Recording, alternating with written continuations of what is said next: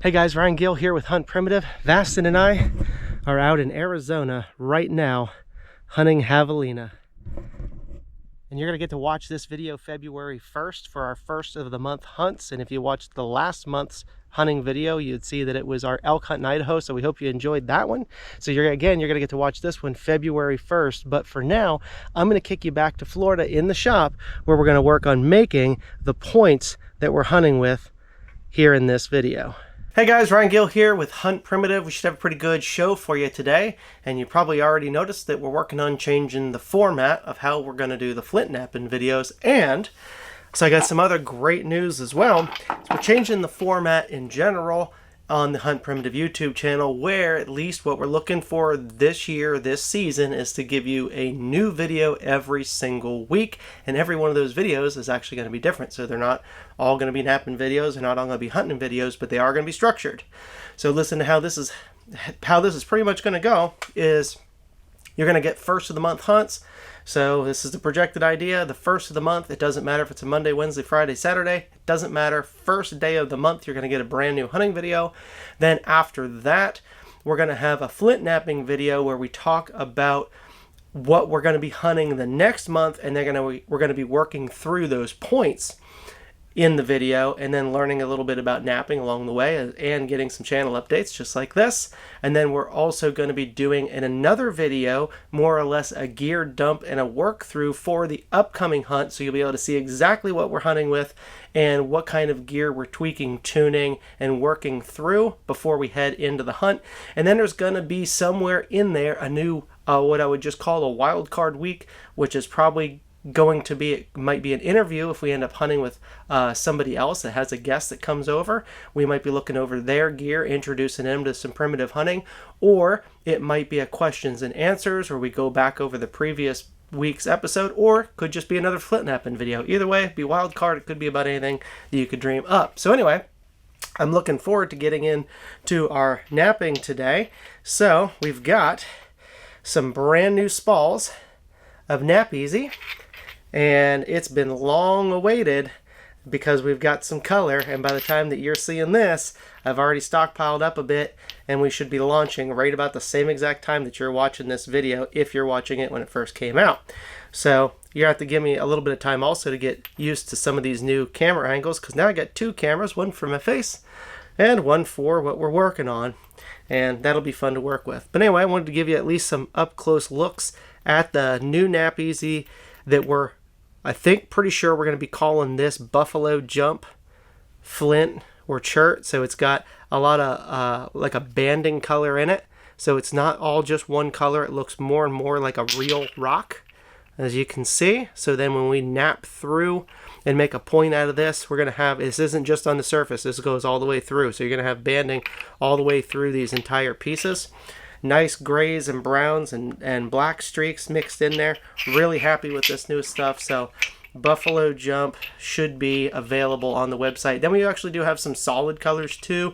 I don't know how much we're going to run those, because I have a feeling that this is what people are really going to want. But at least for now, they're going to be on there. We'll mix them in with folks' orders whenever they come in. So I'm going to grab a nice pretty piece of this, and let's just get to knocking one out. If I can find my tools and such. And obviously we need our traditional napping lubricant. That's all part of the fun of sitting down and working through these points.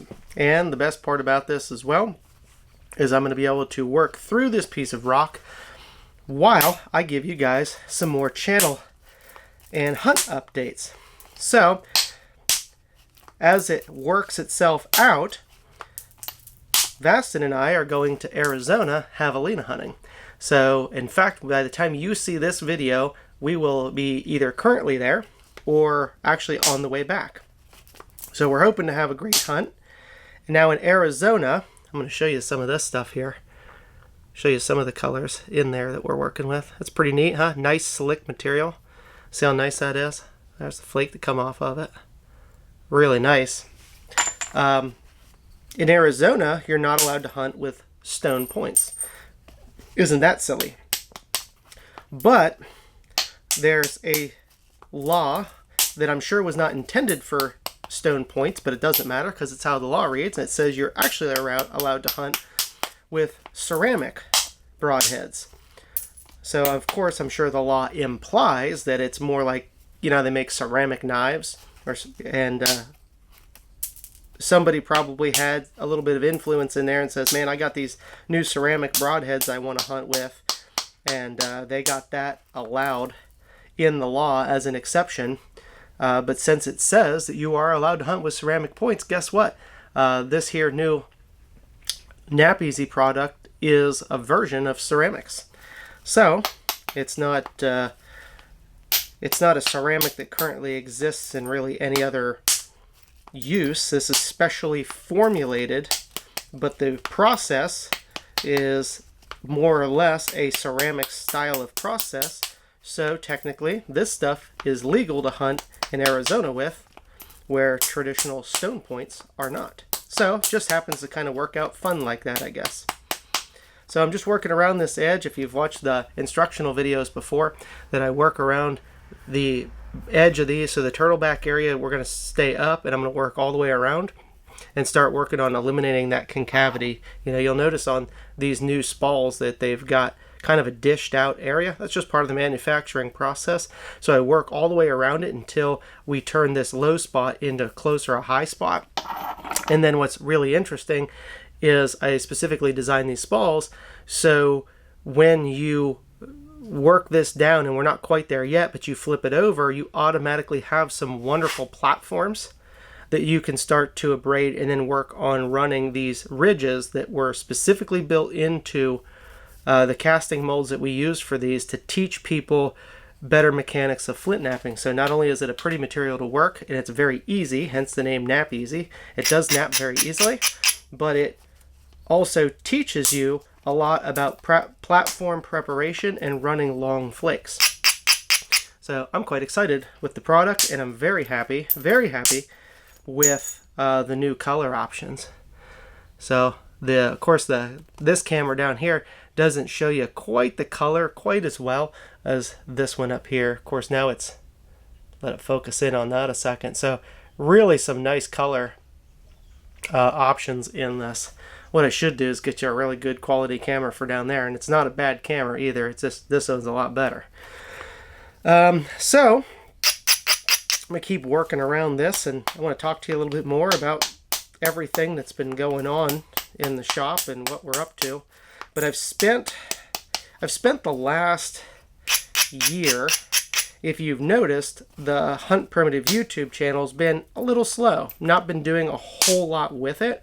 And boy, that is pretty right there. I'm going to show you up here on this one. You can see isn't that pretty? Boy, that's nice looking stuff. I've been putting so much effort into restructuring a lot of the business and products here in the shop and building the infrastructure for this KnapEasy. This stuff was basically 2 years in the making, and then the amount of infrastructure it takes to make its scale to keep up with people buying it. Even when we first launched the KnapEasy original, the white, it absolutely exploded. I had no idea it was going to sell so much, and so we had to immediately go into overdrive on building more infrastructure to support that.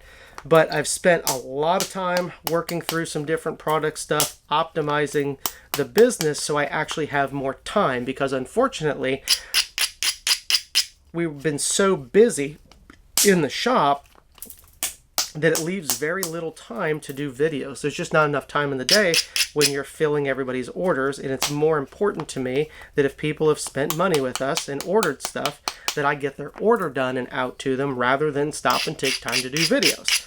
But I enjoy doing the videos, and I really enjoy teaching you guys and inspiring you guys to get out and build your own stuff and hunt. So I've been working on a plan so I can optimize all of that business stuff, and then I can really come up with a tight schedule to say, how can I then be able to make a point to prioritize doing more videos, so I can sit down and work with you guys and then take you guys on more hunts. So finally finally launching it out here in 2025. The new plan where it's specifically scheduled in that I get to do these videos to share it with you.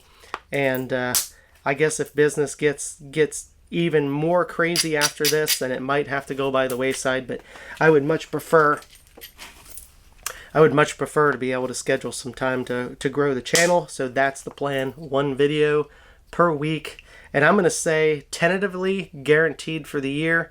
But if for some reason things go off the rails, it may have to cut it around June or so. But I've already got a heck of a plan figured out to carry us to at least the summer doing 1 video.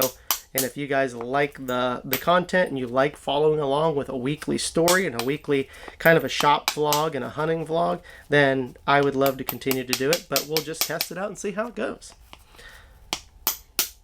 All right, so as I was sitting there talking to you, I kind of made a mistake because I got a little careless and I made a kind of a goofy spot right here and really got up under it and really fingernailed that, but I think it's all salvageable at this point. Of course, my point doesn't need to be very big anyway.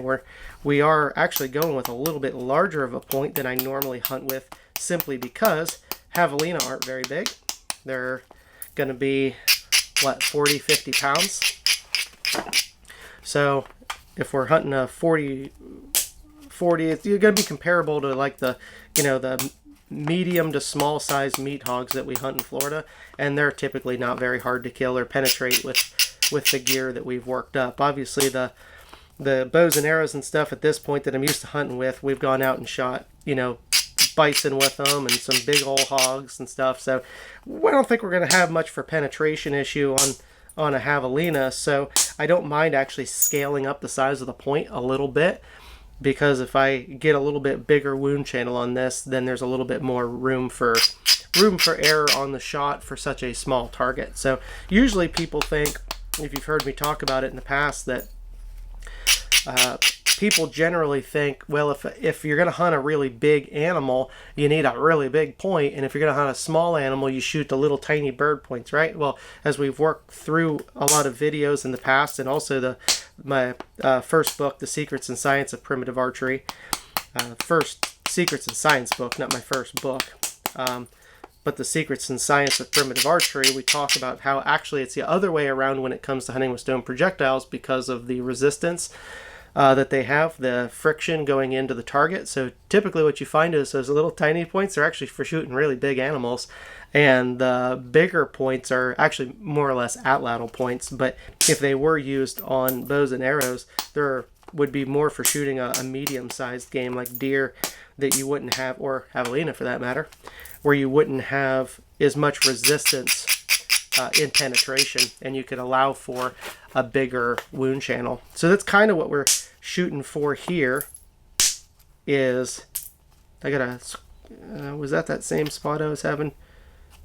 Yeah, I guess I've kind of worked through it a little bit, but that's really what we're shooting for here. So anyway, giving you some of that information. I'm gonna really show this to you again, what we're looking at color wise. That's really turning out really well, and I'm gonna show you up here on the pretty camera too.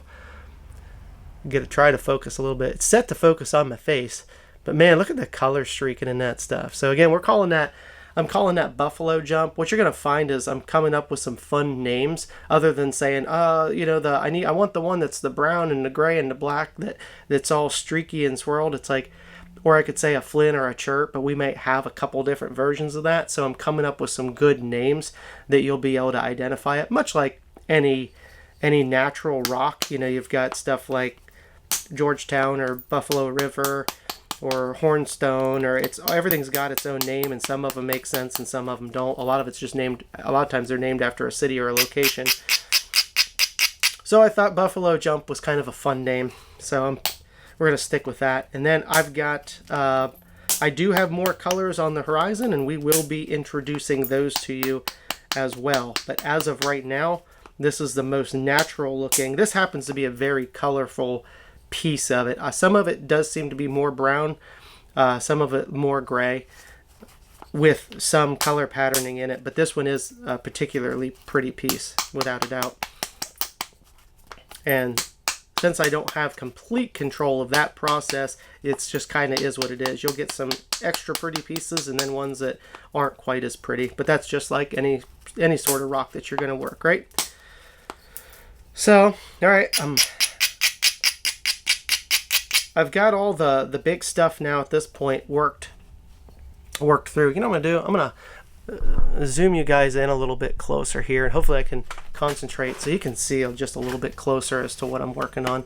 It's just tough with me still with the two cameras, trying to line out which one am I looking at. But need some more lubrication here.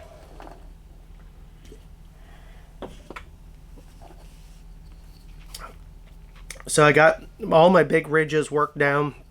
There's no concavity left, so we're into just a really nice looking biface here, and now it's more time to start working it in and narrowing it in, but then also thinning some of these edges. So obviously we're much too thick, and I don't want to, with any kind of knapping, I always try to tell you guys this about watching your center line.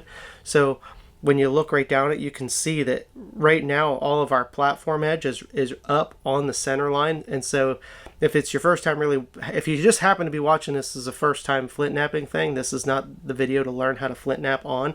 I have that video I always tell everybody about, which is the flint knapping for beginners video. And that's going to teach you the basics, but I talk about this in here, that center line that you're going to want to make sure that you push to one side or another to isolate platforms to be able to thin the piece. So I'm going to look at this one, and I actually think I don't need this one to go to center because I've already got a little bit of a channel.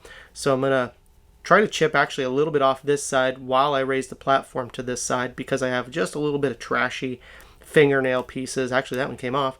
A couple trashy fingernail pieces I wouldn't mind running some flakes over top of. So that being said, I'm not doing short choppy flakes. I'm trying to run them closer to that that little channel, which that one was perfect. That size that came off ran right to that channel. So that'd be about perfect there. And then I'm going to braid away from the platform that I'm creating to drive flakes this way. And then I'll inspect that platform a little bit. Actually, I got a couple more little ones right here that I want to try to just tap a tiny bit. Like that one. Should have hit that one a little harder. I kind of stalled it out, but we'll get it. Alright, now I can flip it over and start to run a little bit longer flake. If I can catch it good. There we go. Kind of run up through some of that fingernail-y stuff.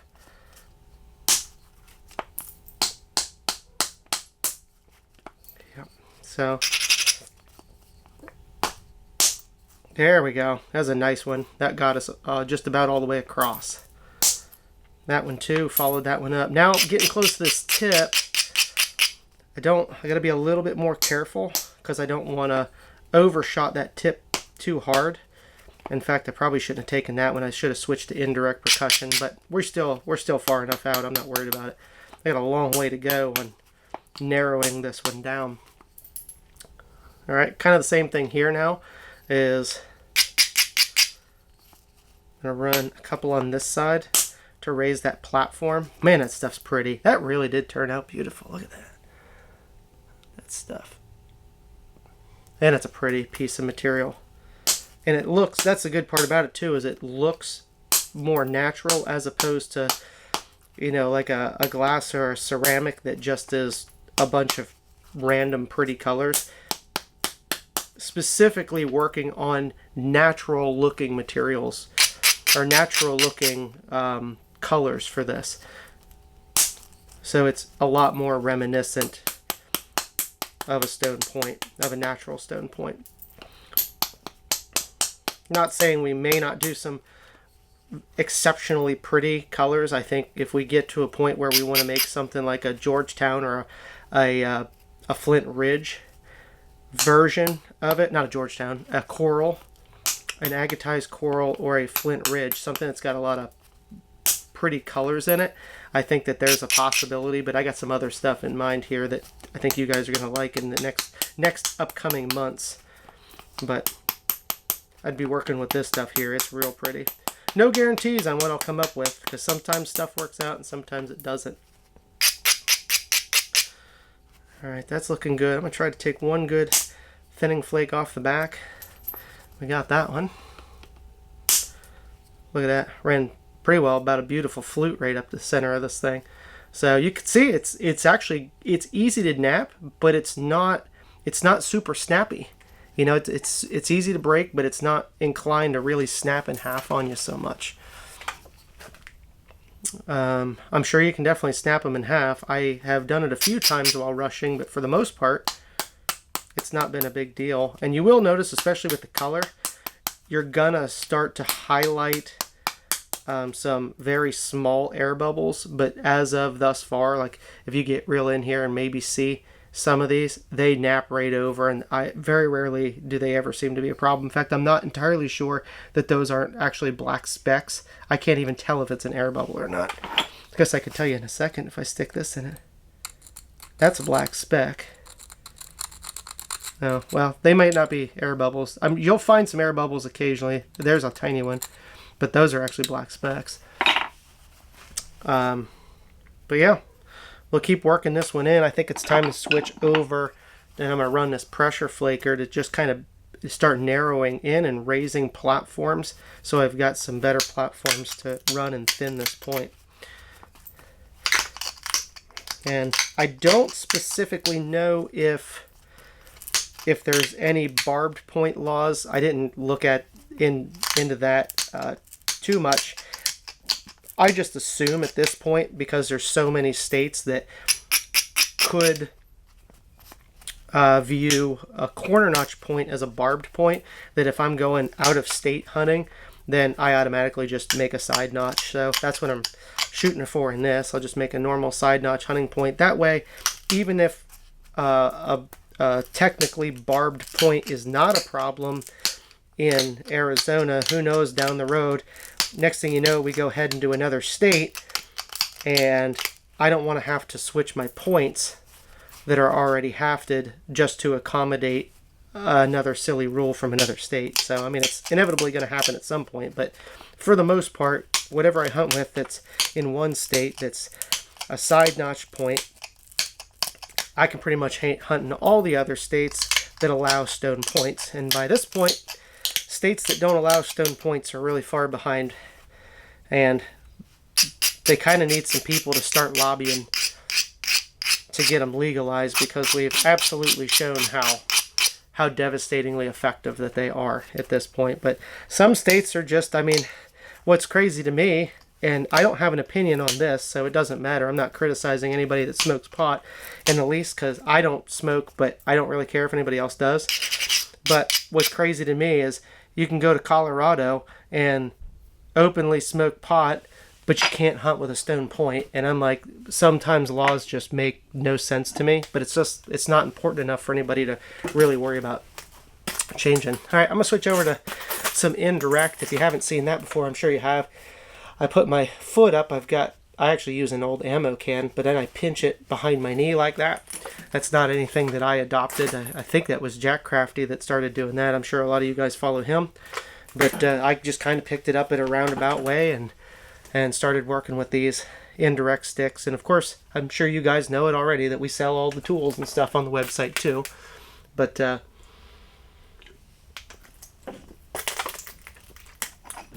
I really enjoy this technique, and I'm glad that he's really shared that with a lot of people, because it's helped me out a tremendous amount, being able to run some really long, great flakes without accuracy issues and without getting too big of a bite. I mean, I can put this little bit right where I want it and drive flakes almost clear across some of this stuff.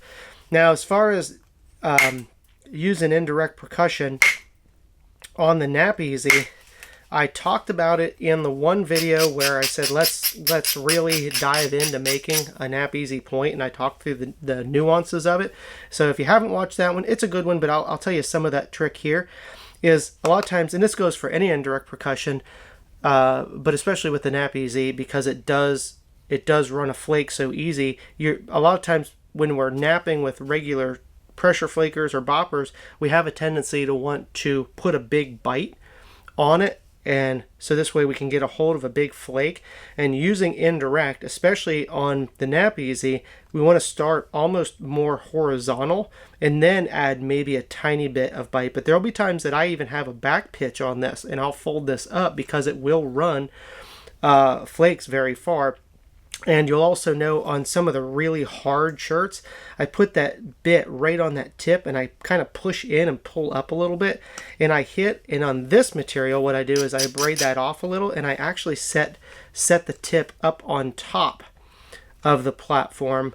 I don't have to push in. I do pull up just a little bit and then I leave it mostly flat and then maybe a tiny bit of bite, and then I can run, ran into there. And then that's when I can run some longer flakes. When guys end up getting in there and end up digging in some real heavy step fractures or breaking the point, it's because they're putting way too big of a bite on it, thinking that it's like normal percussion or pressure flaking. See, we ran this one just a little bit past center on just a very light hit. So if I want to take this one a little bit further, I'm going to get up under it on that platform and I'm going to tilt it down just a little. Nope, I messed that one up. I should have abraded it. Got one more little platform there, and actually I'm going to actually aim it kind of back to me a little bit. There we go. So I ran it all the way to there, and I'll easily be able to re-show you that again. I ran it all the way to there, but I'll easily be able to catch it up from the other side. Still playing the two camera game, so I got to figure out how to really align stuff up so you guys can see what I'm working with here. All right, but it does work. It works really good, and you do not need to take a big honking swing at it. Nice, easy taps. There we go.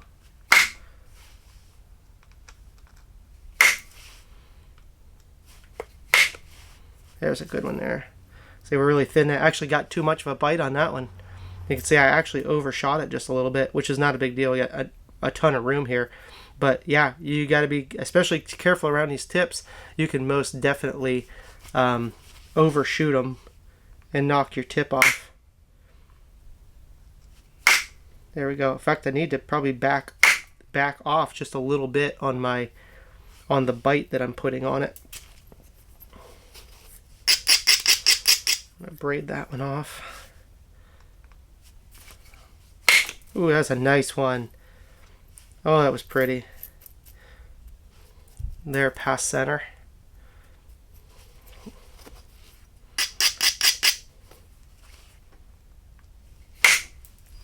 Another one. So we're just following that ridge now.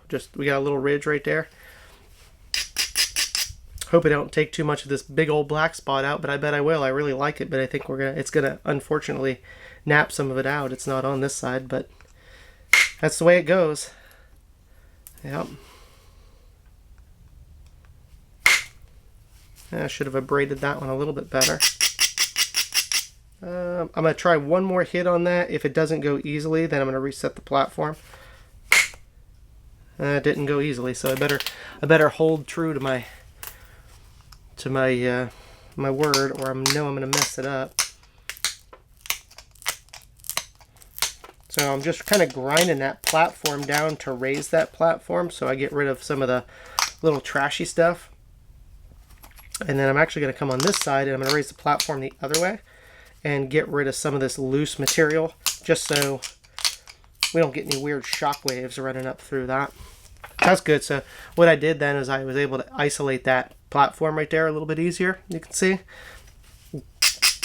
And I'm braiding away from, like, I'm going to take it off this side, so I'm going to turn it over, and I'm braiding the opposite way that I plan on taking the flake. And I'm not going to start right on the tip of this one. In fact, this stuff removes material so easy. A lot of times I say, you know, take a little relief flake off of either side. This stuff removes really, really well, especially with indirect. So I'm actually going to go right on and take the whole bite. Not the whole bite at once, but I'm going right for the center. Alright, so that works. You can see right there. Unfortunately, ate that beautiful little black swirl off. But that's the name of the game. You never know where they're going to be in there. It's all random. There's another nice one. Ran that one all the way across. Boy, that's really turning to be a beautiful little piece. All right, a little bit of cleanup here, not much. Just a couple light cleanup taps. Not trying to run any big long flakes at the moment, but there we go.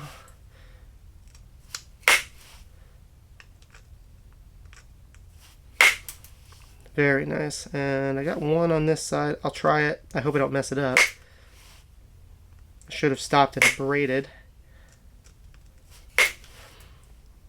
But I feel like sometimes you shouldn't. If you feel like you should stop and abrade, then you probably should. I guess I just have a confidence of napping so long that I know that if I do mess it up, I can probably come in and catch it up, but I would recommend not doing that. Well, that's looking pretty good there, at least for a nice little arrowhead preform. Show you up here and maybe some prettier, if I can get the camera to focus on it. There we go. Getting some nice colors in there, nice shape.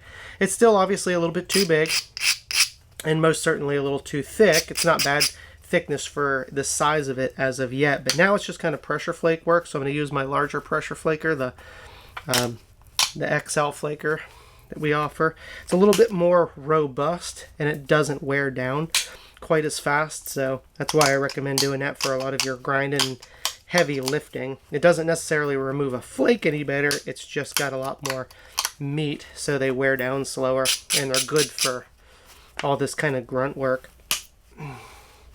But stuff runs a nice flake. And I don't know if I know in the other video I talk about KnapEasy, you have to abrade it really, really, really well. And that's true, especially when you're pressure flaking. But what I'm trying to figure out now is, am I getting better just in general at napping the material? Because the more you get used to any material, the easier it becomes. And so I don't know if I'm learning different pressures or if I'm just getting better, or I'm trying to decide. I'll have to go back and work some more of the original white.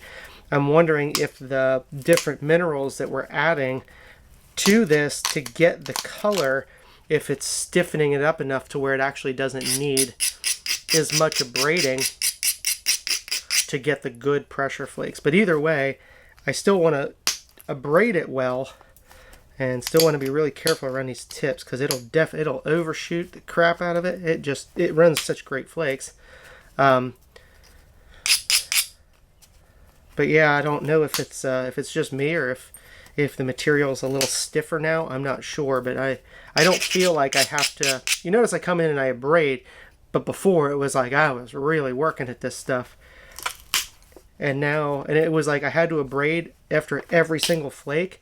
And now I can abrade and run a series of flakes just like I do on a regular chert. So the way that it acts, and which is handy, especially because, you know, calling it Buffalo Jump chert or Flint, is it works like a really nice heat treated flint. So it works surprisingly a lot like a Georgetown with a light cook on it. So it's very, very easy to work.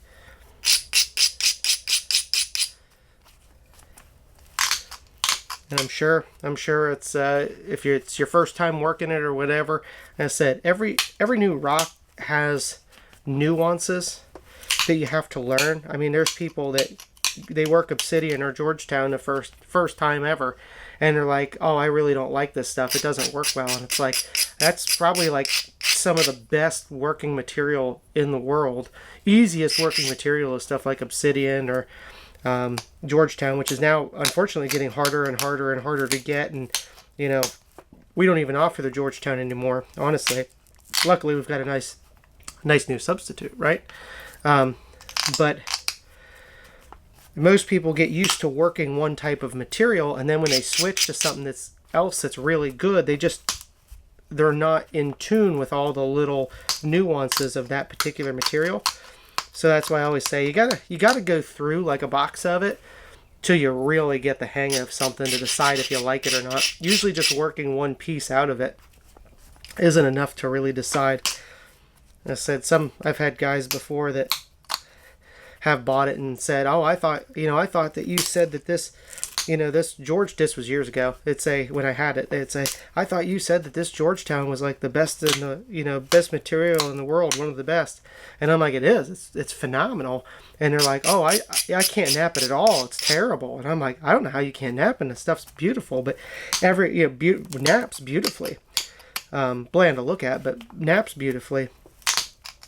And it's like, give it a little bit of time, and then they'll come back like weeks later and they're like, "Oh, never mind. Yeah, I wasn't used to it yet." Now they're like, "Yeah, it's super easy." Kind of like cheat mode. That's what we kind of say about this. Mark Harrison, he's been really liking the KnapEasy material here too. And he's like, it's kind of like cheat mode, working it once you figure it out. And I'm like, yep. Very easy to work. Don't tear my joints up working it as much. Alright, so just kind of working it in. Notice we just continue to shrink it in. I got some nice flake scarring going on here. Thinning it out to a point that we're getting close enough now that I'm going to thin this base just a little bit more, and then I'm going to go ahead and grind these edges, raise some platforms, and probably do one last little pass of indirect percussion, and then we'll be ready to notch and sharpen on this thing. So I wouldn't mind the feedback down in the comments. You're not going to hurt my feelings. What I want to do is I want to give people that are watching exactly what they want to watch. Now, I know you can't make everybody happy, all right? So I'm never going to make everybody happy. But I'll take a little bit more of a consensus on that there's been people before that come onto my channel and they're like, "You talk too much. Shut up." And I'm like, if you want to just sit and watch Flint Knapping and not hear a sound, what you can do is you can turn the volume off. That's one. If you just want to sit and watch Flint Knapping and listen to the sounds, but you don't want to hear any talking or instruction, well, we might be able to put that together. But I think anytime I've done that in the past, I've done a couple napping videos where I really don't say anything and I just go through it, and people are like, "I don't really want to watch." It's like, yes, it's fun to watch napping, but it's just hitting rocks and chipping rocks, and there's not much substance to it. So I kind of figured that this was a great opportunity to not only work through a point and then stop and show you different things, but to give updates on the hunts, on what's going on in the shop, things that we're working projects in the future. So you guys let me know if you enjoy the different discussions, and we can kind of tailor fit it to whatever the crowd seems to really like. If you don't like that I have a lot to say, but most people do, then you're probably out of luck. And if you're like, we could run an experiment. You want to run an experiment? I'll sit here and nap for about a minute and I won't say a word and see if you guys like that better.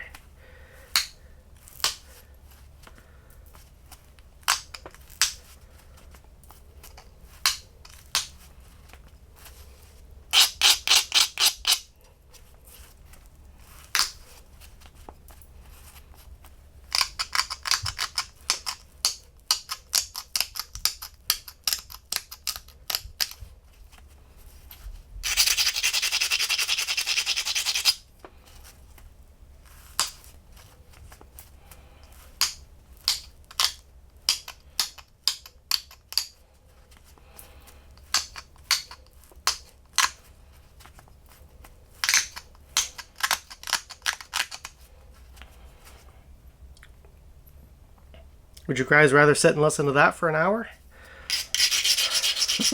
Or shall I talk? It's up to you guys. Doesn't matter to me. I like to use napping time as social hour. So if I'm not talking to you guys and filming, then more times than not, I've got somebody on a phone call, and I got them on speakerphone while I'm working. So this is kind of social time to me. And unfortunately, they don't get to see what I'm working on. They're just talking because we're friends, and I don't get to show them what I'm working on or any of the problems either. So this is kind of the best of the both worlds, where you guys get to watch and at least hear a conversation, as opposed to, I know you can't respond back. I mean, you can, probably just people think you're nuts talking to the TV. But all right, we're closing in on it here, though. I did want to mention too that, you know, I'm sure you've seen, I don't remember if I mentioned it at the beginning of the video. I know I told you that we're going for Javelina, but it's Vastin and I going, and I'm sure if you've been following the channel, you've seen Vastin and I hunt together a lot. So down at his ranch, we get together and hunt hogs all the time. So neither one of us has ever been to Arizona. Certainly, obviously not hunted it if I've never been there. We never hunted Javelina either. Always wanted to, and so was he. So we figured that this was a good opportunity. And Zach Larson, I started talking with him on Instagram a little bit, because he was always posting pictures every year of Javelina that he's killed. And I'm like, well, if you want to get in on animals in an area you're not familiar with, best thing to do is start asking somebody that's got some kills. Like, he's killing them every year, you know. But sometimes folks get lucky. You get one person that's, you know, maybe killed one nice buck or something. You're probably not gonna, you know, ask them for all the information, you know, because maybe they don't know how to kill a nice buck every year, or whatever it is you're looking for. So the way I see it is, if I'm gonna go hunt Javelina, he's posting pictures every year killing Javelina, so I kind of figure he must have it figured out. So I started asking him if that was, you know, if it was public land, what we're doing. He's like, yep. So he told me how to put in for the permits. So we put in for the permits, and both of us drew tags, which was nice. And so, yep, we're just heading out to public land.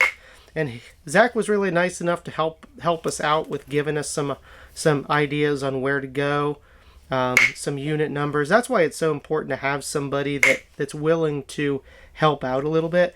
And like I told him too, I said I don't expect him, you know, to give up his favorite spots, but certainly he's got, you know, everybody's kind of got some spots that they still can produce. It may not be your honey hole, but even just an idea of some stuff to look for, kind of get us into a little bit of them, and then we can kind of go from there. So he was nice enough to actually send me quite a little list of spots. So, and we're hoping that I actually get to see them and meet them, and whether we get to hunt together or not, I'm not sure. It's kind of up to him and his schedule. But he was nice enough to help, even if we didn't spend any time there with him. So that was real nice. So yep, Vastin and I are flying out and then renting a vehicle, and then heading out to hunt. But we're closing in on it now. Really, I'm just gonna braid some of these edges up a little bit more, and then I'm gonna run a couple last thinning flakes.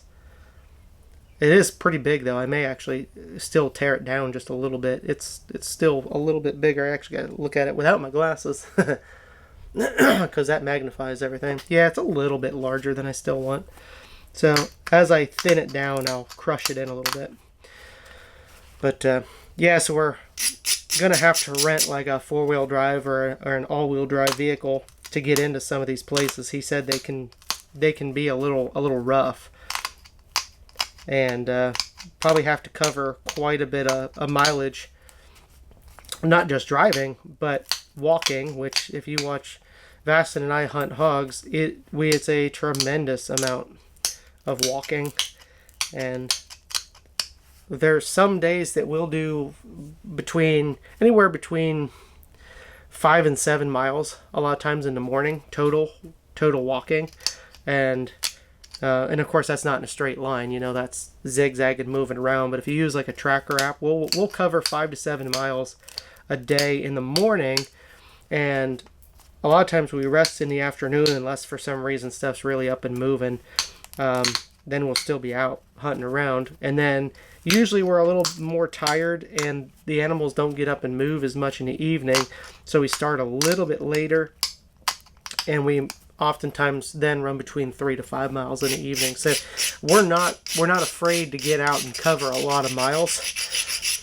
I know I'm getting a little older and maybe even looking a little fatter. I don't know. I guess that just happens with age, but I still get out and have no problem walking around. Some steep mountains and stuff are definitely slow me down a little bit, packing around this little bit of extra Florida weight. But, you know, as far as walking in general, that's not a problem. And yeah, you've seen us walk. We walk fast too. We're not slow meanderers, and we are on a mission. We're hunting. We're looking for animals. So if they're not here, we got to get there wherever they are fast. So that's looking really good. I'll clean this base up here just a little bit. So yeah, I expect that when we park that car, we'll be gone. If I had to take a guess, between probably 5 and 10 miles is what we'll end up walking. Because I don't think we're coming back. We won't be coming back to rest in the afternoon. We're there to hunt. So if we got to rest, well, we can rest out in the desert. Take a little break, bring a little food with us, and then when we make a big circle and come back, then we can head to a new spot and keep looking. But we're there to hunt, so I expect that I'm going to be absolutely exhausted by the time that hunt's all over, unless of course we happen to get lucky and get on them right away. And permit's only good for one, so we can each kill one. So there, you know, crazier things have happened. We've shown up and killed an elk the first day in Idaho, you know, and that was public land, which was like a 1 in a how many million shot of that happening. Very, very low chance, but crazy things happen, don't they? But we're going to be getting out there and doing our best, and really excited to see some new country. And then Casey with Health Primitive, and then you guys have seen us do quite a bit of work together as well, and she is also coming out, but she's not hunting. Her and one of her friends are coming out because they are using just the opportunity to be there at the same time, just in case there's some crossover content. But they're going to be going out looking for a lot of Western plants, and that's what she does. She's all into the plants and the medicine and all that. I'm sure there's a good chance you've probably found her on social media already. Health Primitive. And she's a very good friend of mine. Boy, that's looking real good here. I think we're getting ready to notch that. I'll show you up here on this one too. So she's going to come out, and they're going to run around and look for plants and whatnot. So that'll be a good time for her, and then we'll get to see them some. We won't spend a tremendous amount of time with them. We'll be out hunting. But the good news is, at least this is what they said. We'll see how that holds out, but I'm excited about it because they said we're out hunting all day and they're done with all their plants and all that kind of stuff, that she'll have dinner ready for us when we get back. So we'll have dinner every night. I'm loving the way that sounds. You come in from a long day of hunting, and I really don't care very much to eat out. I much prefer to eat stuff at home. I don't mind going somewhere once in a while to eat, but for the most part, I'm a lot more into eating home cooked meals. And so to come home after a long day of hunting and be able to hop in the shower and rest and all that, and then just have dinner sitting there ready, that's a hard deal to pass up. So hopefully that works itself out. A little fingernail under here.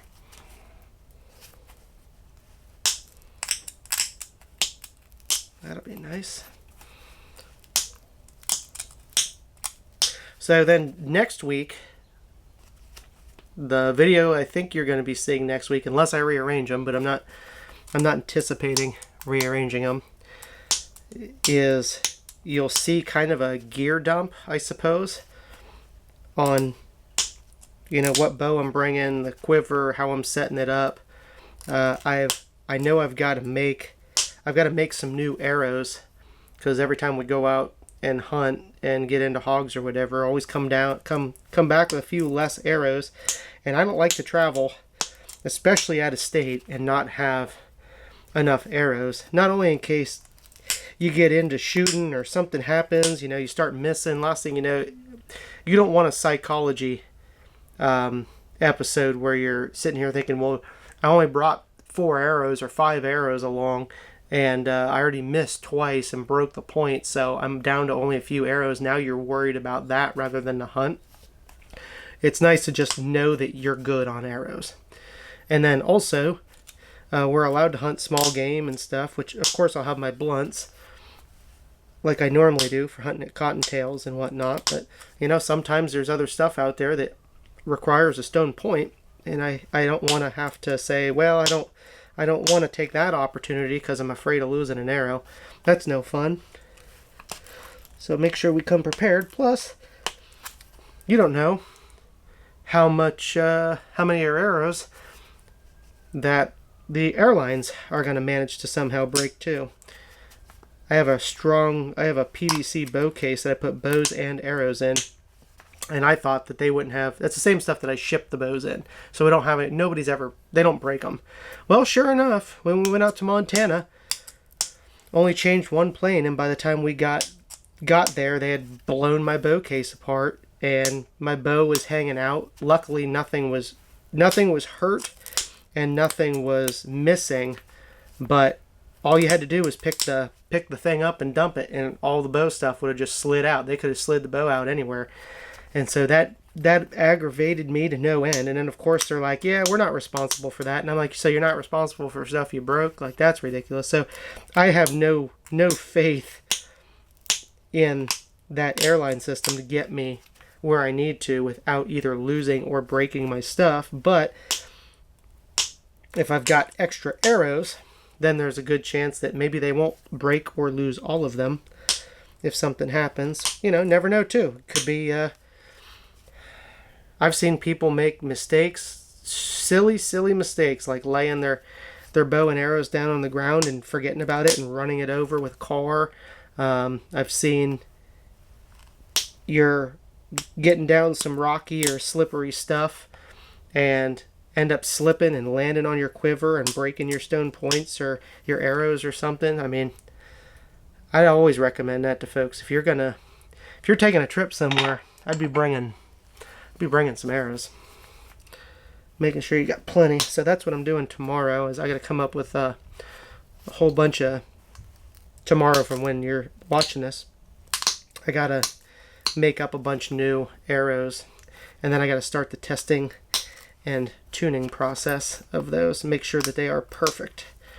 Don't want to go out there unless I've got arrows that are perfect. Little hint here on notching. If you watch that video, I talked to you about needing to abrade the way that you notch points, and kind of silly enough, I was too busy talking, running my mouth, when somebody in the comments is probably telling me I talk too much and shut up.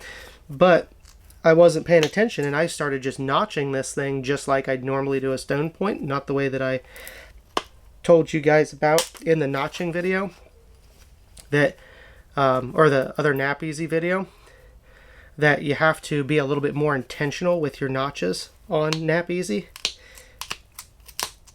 because it can stall out. So you have to kind of abrade, you know, use the end of your flaker and then chip in. Well, I wasn't really paying attention.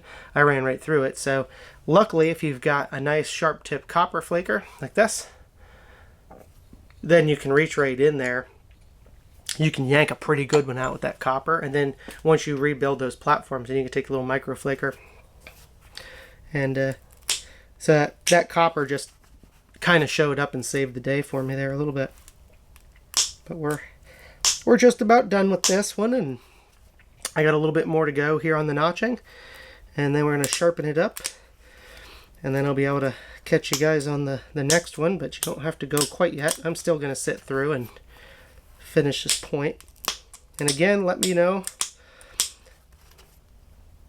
what you think about the idea of talking about the hunts and the updates and what's going on. I guess it's more kind of a vlog style, but I'm not walking around. I'm just sitting here working, shooting the shit with you, if you will. And so if folks are digging it and they're like, can't wait for the next one, then I know the direction to go and be able to take it from there. But I definitely want to make sure, see, look at that, look how nice that flake is coming out of that. There we go. It's starting to really come together nice. Such a pretty piece of rock too. Pretty piece of rock. Really looking forward to seeing this thing all finished out. And I guess, you know, you guys at home that are watching, you guys are going to let me know exactly what it is you want to see, and hopefully you guys end up enjoying the new format overall. Giving you a new video every week and kind of bringing you along for the journey. I figured that if we worked through some of the gear together, then maybe it would feel like you were kind of coming along a little bit as well, and that you would enjoy the process of the build, and rather than just watching the hunt and not seeing all the stuff that happens on the other side of it, you'd be able to see a lot of the build process and a lot of the thought process that goes behind it. And I think we're going to even do a little bit different format on the hunt, where it's going to be a little bit, it's not going to just, probably won't just be the hunt. I think it's going to be a lot more about about the whole experience. But looking at making some big changes with the Hunt Primitive YouTube channel now that we've got some other stuff in the shop ironed out a little bit, and I think I can take a little bit more time to share more of the stories with you guys. And we've also got the new channel too, the Hunting for Your Life channel.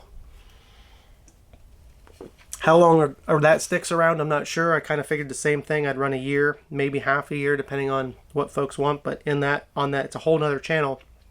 It's not about primitive building and hunting. It's about behind the scenes stuff as far as creating, you know, like a business in the outdoor industry, or even just personal finance stuff. It doesn't have to relate to hunting, although most of it does. Most of it's about kind of getting your life into a situation where you're able to go do a lot of the things that I go do.